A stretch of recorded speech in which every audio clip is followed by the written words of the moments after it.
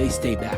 What are we even talking about? Get into the land. Same narrative. You became a leading voice, a voice of reason and of morality, as I said before, in a very crucial digital war, which pretty much you put your business on hold and your entire focus shifted with regards to the way you presented yourself in the digital space. That came at a cost and pushed you to reinvent yourself in many ways. And we'll talk about that. But first, I do want to get from you so that the audience understands the contrast and what you've dealt with and how you've thought of this transition.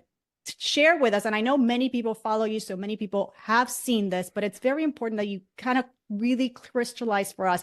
What was Hillel Fuld involved in before October 7th, how October 7th changed that, and what became your focus since? Sure. So for the past 15 years, I've been building a consulting business, working with tech companies of all sizes, from two guys in a garage to Google, Oracle, and Microsoft. Kid in a candy store, just basically enjoying every second of it, never feeling like I worked a day in my life. Very blessed, and just did what I loved every day. And from my perspective, that would have continued, and the company and the business were growing. I couldn't possibly hire fast enough. Thank God. It was my business model proved itself, basically, which is pretty simplistic. Really doesn't matter what you're selling. If you look at the flow of any traditional business model, it goes make a promise, monetize that promise, hopefully deliver on that promise. So I have amazing sushi. You buy my sushi. You didn't taste my sushi yet, right? So you're paying for something you don't really know. Hopefully the sushi is good and I deliver so that you come back. I said, why don't we flip that? Because if I can deliver first, then you, as the recipient of my value that I'm delivering, you reach the conclusion yourself that you need me, not the opposite. And then when you realize you need me, I have the leverage. I define the terms. There's no negotiation. And so that's what I did over the last 15 years, and it worked. It proved itself. And then October 7th happened, and it was as clear as day to me that I needed to shut down the business, not pause the business, shut down the business, because you can't pause, paying clients. Because I realized that I have a unique position, a unique platform, not because of the numbers, but because the tech world follows me. And the tech world is predominantly very left-leaning, often anti-Israel, and anybody else who's going to promote Israel to them, they would just dismiss as a Hasbara guy, But they know me not as a Hasbara guy. They know me as Hillel, their colleague, who's trustworthy. And so I realized I need to leverage that trust, not in a cynical kind of way, but in an authentic kind of way. And so I shut it all down, and I've been focusing since October 7th on providing real-time, accurate information about Israel and just giving people a reason to wake up and smile in the morning. That's it. That's what I've been doing. And I shut down the business, shut down any sources of income, which, I'm not going to pretend that's not scary, but at the risk of sounding like some kind of messianic, extremist religious Jew, God has literally, when I say miracles, I mean literal angels have shown up at my door and just supported my work, which has been unbelievable. But wow. It's a whole different world. It's so interesting that I see you as following in the footsteps of your late brother, Ari Fuld, and that you were doing the same thing as Ari, albeit through promoting Israeli technology. I remember you appreciated that because you haven't thought about that. And I'm no prophetess, but look, there's no question in anybody's mind that you are literally living Ari's legacy. And it's so beautiful to see. And we all have such a debt of gratitude to you. And we thank you. Yeah, I often ask myself on a daily basis, WWAD, what would Ari do? Right? Very much channeling Ari's energy and trying to, follow in his footsteps in terms of having a zero tolerance policy for lies and blood libels about Israel. And I don't care how many people say we're committing genocide. We're not committing genocide. And I don't care how many people call it the West Bank. It's Judea and Samaria. And I don't care how many people tell me there was an Arab-Palestinian state, because there wasn't. And I don't care how politically incorrect that is to say. It's the truth. And so, that's what I've been doing. It's been very gratifying. My posts have surpassed 2.5 billion impressions, which is just staggering and actually unfathomable to me. I would never have dreamt of numbers like that. But, as nice as that is for my ego, what's much more meaningful, I would say, is the amount of messages that I get from people telling me that actually changed their mind, which is like, wow, someone could change their mind on the internet. But it turns out when you provide real facts and don't, use profanity and don't call people names and don't get all emotional, but you actually provide facts, it works. And so thousands of people have reached out to me over this war and said to me, I just simply did not know the things that you just said. I didn't know that that's what Zionism was. I thought Zionism was racism. And then they start opening their mind and they start doing a little research and they realize, wow, everything I thought was completely ridiculous and based on absolutely nothing but historical fabrication. So that's what I'm doing. Post October 7th journey experience, some people you've changed your mind. Anything else that comes to mind that you feel like, you know what, the cost was worth it? Like it has been rewarding to have made this shift since October 7th? Yeah, I mean, a couple of months ago, I get an email or a WhatsApp actually from a stranger who says, I wanted to invite you on behalf of MK Parliament member Dan Iluz to the Knesset, where you'll be recognized for your efforts on behalf of the state of Israel. And I'm like, oh my God. I'm like, if I told my grandmother, like, your grandson, one of your grandsons will be a national hero of the state of Israel, my late brother Ari, who saved someone's life in his last breath. Another one of your grandsons will be recognized by the Knesset for his, work on behalf of the state of Israel. And another one of your grandsons, my younger brother, will work in the Israeli parliament. My grandmother in Auschwitz would not have known how to even digest or even understand what I'm telling her. Like I would have said to her, your grandson's a national hero of the state of Israel. And she'd say, the state of Israel? What? Right? And so that was unbelievable. They invited me to the Knesset.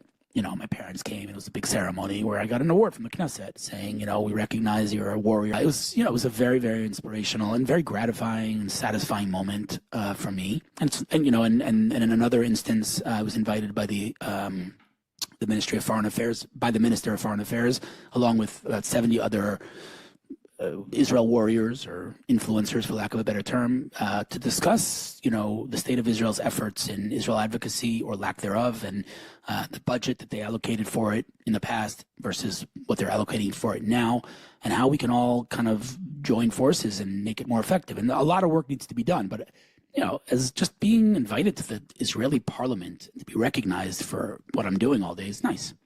Very cool. Very, very. Your family must be so proud.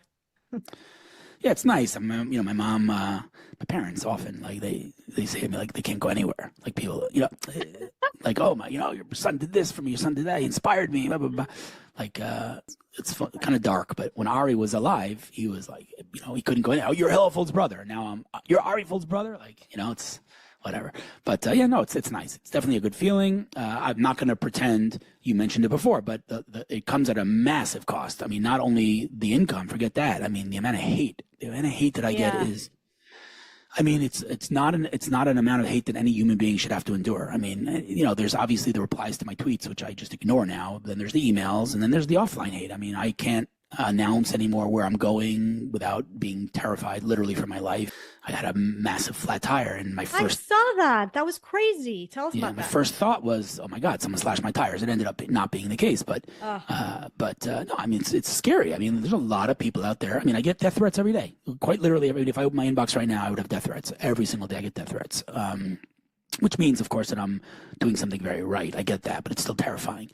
Oh my gosh, I can't believe people went and did that to him. Anything that you, before October 7th, anything regarding the Jewish people or concerning the Jewish people or consequence to the Jewish people that you were maybe you were lukewarmish about, like, you didn't have a strong point of view. And then after October 7th and embarking on this work, you feel super gung-ho, super strongly about anything like that?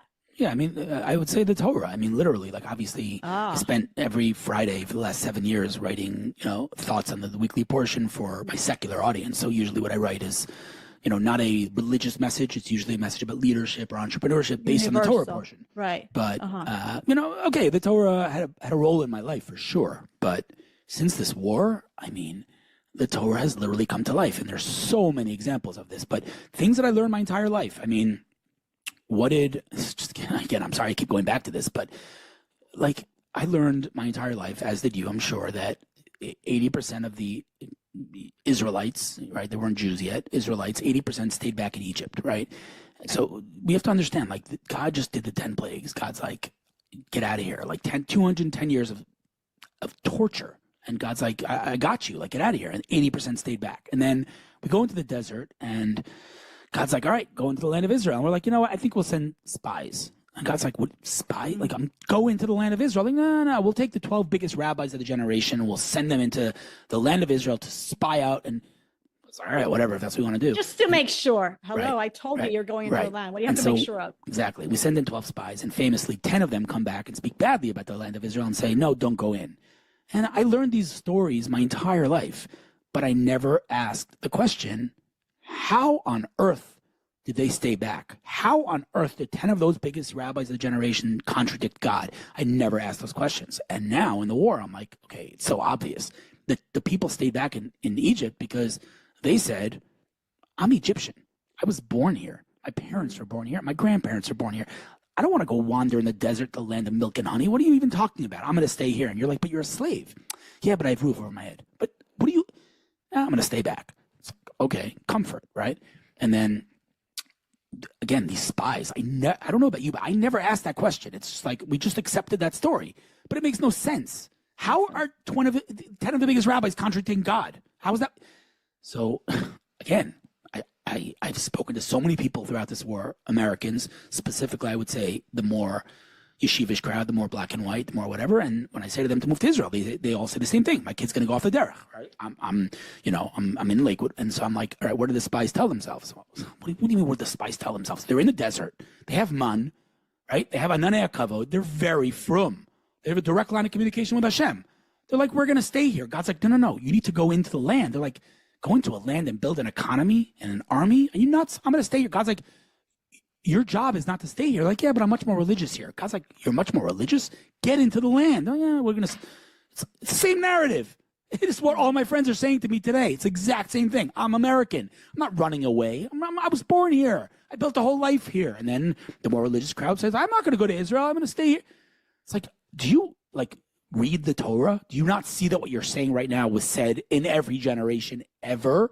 And we're like, we just repeat the same thing. So that's just 2 examples, but there are probably 50 examples of stories that I learned my whole life in the Torah and I never paid attention to on a deep level until this war started. And so I am much more bullish on the Torah than I've ever been.